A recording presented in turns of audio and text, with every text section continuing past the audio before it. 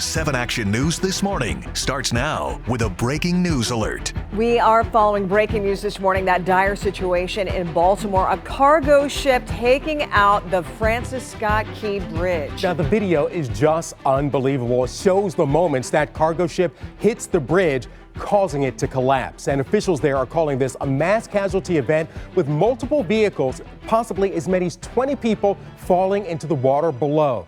Dive teams are out there in the water right now searching for survivors. Such a scary scene. This is a key bridge as well for the Baltimore area, with an average of 11 million vehicles crossing it every year. And it is a long bridge, 1.6 miles. For context, that's a little longer than the Ambassador Bridge right here in Detroit, all falling into the water. And we want to show you a map to give you a better idea of where this is happening in Baltimore. The bridge is on Interstate 695 and it spans the Patapsco River. Now, this is all still unfolding as we speak. These are live pictures from the air, and you can see just how dark it is out there. Imagine a search and rescue operation in this darkness with debris in the ground, and you're racing against time to find survivors.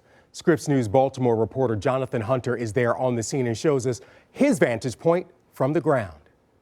We're following breaking news. A ship collided with the Francis Scott Key Bridge first thing this morning.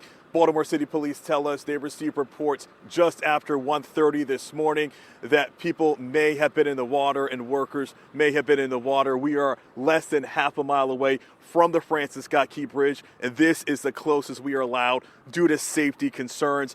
We do know that multiple agencies have responded to this situation. We do know that a rescue effort was underway.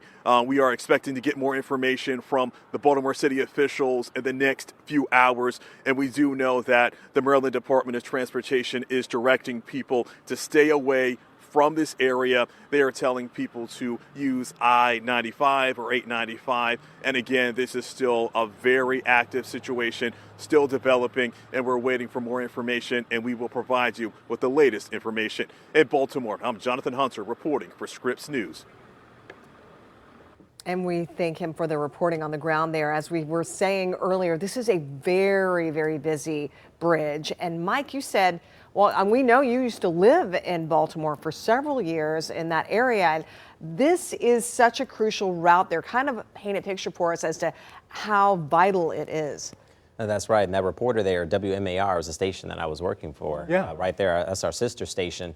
And I just remember it's just a focal point of just the travel system in general. It's similar to like 696, if you can imagine just a mile and a half of that stretch of highway collapsing and just being gone. Can you imagine what that would do to your commute regardless of where you live? And I recall even my wife, she worked at the airport and she would take that route.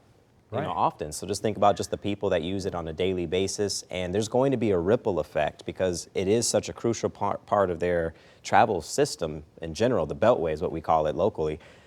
That's going to have a ripple effect with all of the traffic because they have to shut down so many roads leading to it. And when you look at the geography of that, you have Baltimore, you have the rivers there. It all leads to the Chesapeake Bay. How difficult is it to get around without that bridge? Because there's a big body of water there on the east side. Let me tell you this. With that bridge intact and all the options, it's a nightmare a lot of times to travel across it. Already. Yeah, on a good day. Yeah, so you can just imagine there's so much water, as you were mentioning, that people have just specific ways to get around. And you can only imagine if you have to drive around an entire body of water just to get to the other side, even if it's work, you can imagine. So yeah, it's going to have a ripple effect, but the hearts go out definitely to the people in the water, the search and rescue, because one thing I can say, that's a tall bridge. That's the first thing I thought of, like, it's a long drop. Yeah, it's like 185, looked it up, 185 feet. So that alone is a scary situation. We are praying there are survivors. Yeah. Thanks for your insight. You also have insight